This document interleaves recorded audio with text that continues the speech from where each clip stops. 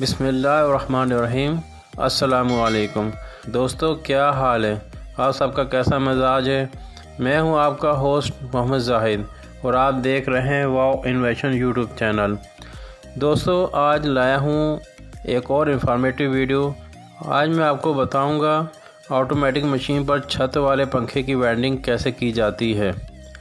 इससे पहले आपको इस चीज़ का पता होना चाहिए छत वाले पंखे ख़राब क्यों होते हैं। इसकी कई वजूहात हैं, जिनमें से कुछ वजूहात का ज़िक्र आपसे करता हूँ। वीडियो को मुकम्मल देखें, स्किप बिल्कुल ना करें, क्योंकि ऐसी इन्फॉर्मेशन आपको कोई नहीं बताएगा। फिर घर में हर शख्स को इसका इल्म होना चाहिए।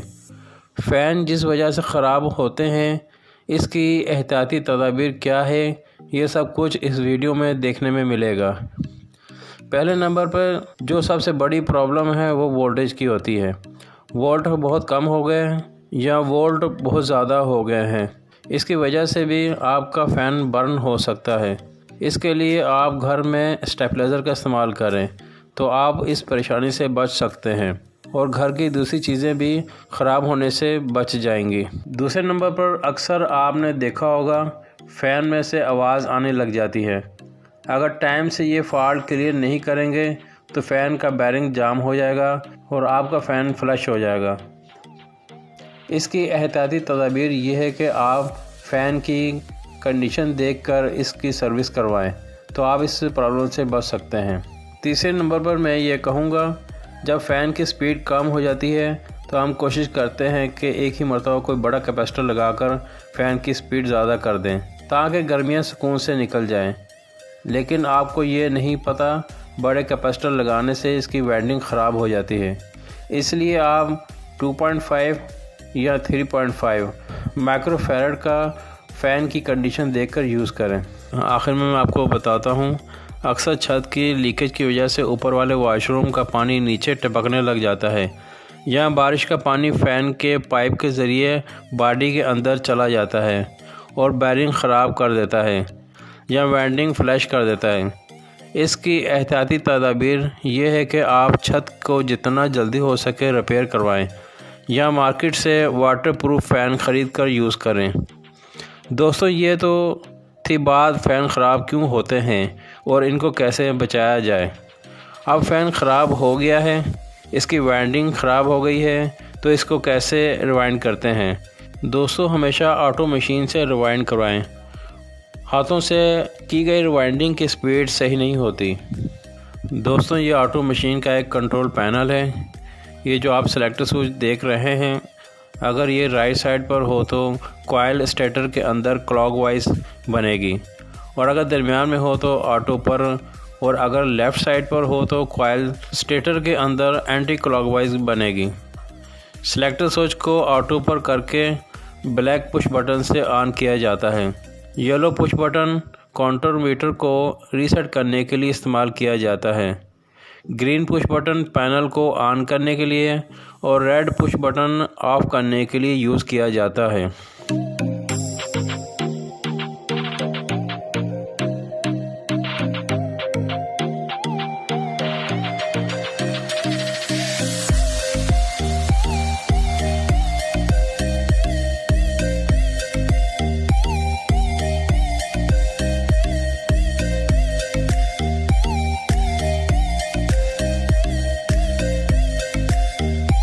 वाइंडिंग करने के लिए फर्मा का इस्तेमाल किया जाता है।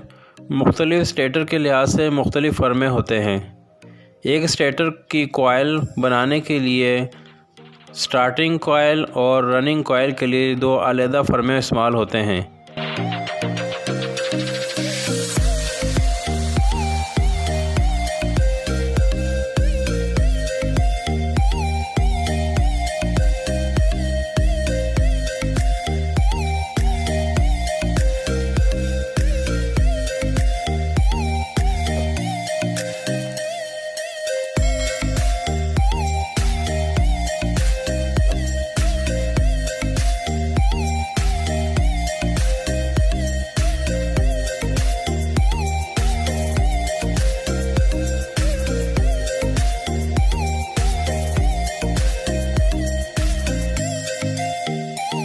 हम यहाँ पर 32 नंबर की तार इस्तेमाल करने लगे हैं। ये आप देख रहे हैं, वाइंडिंग वायर को मुख्तलिफ मरहले से गुजार कर फ्रंट पर लाया जाता है।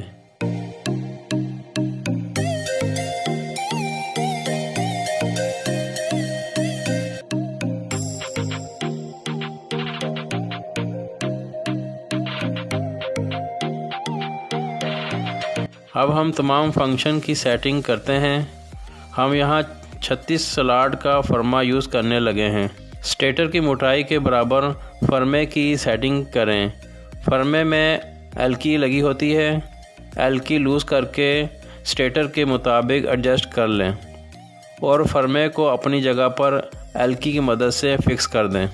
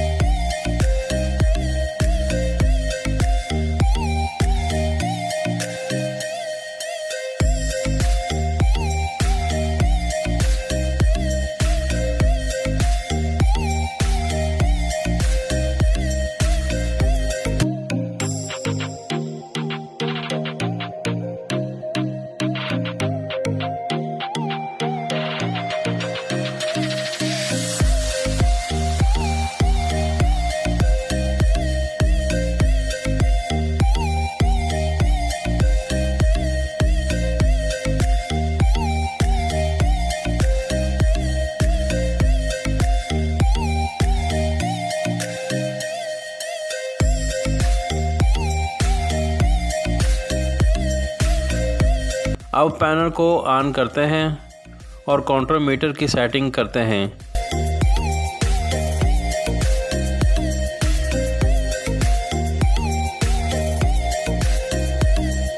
मैं यहाँ पर फार्मूले के मुताबिक 645 टर्न की सेटिंग की है। मैं अब स्टेटर को फिक्स करता हूँ और तार की सेटिंग करके ऑन करता हूँ।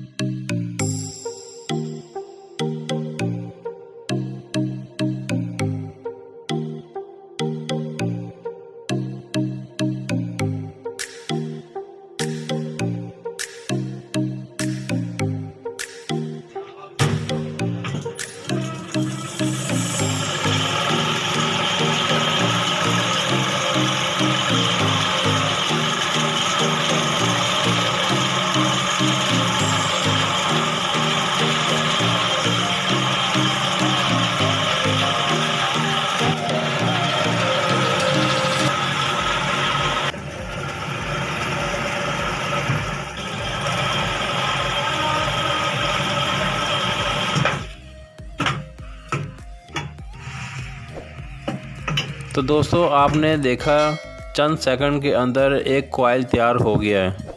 अब स्टेटर की जगह चेंज करके अगली कॉइल तैयार करते हैं। काउंटर मीटर 645 टर्न पूरी करके ऑटो पर मशीन बंद करा देता है।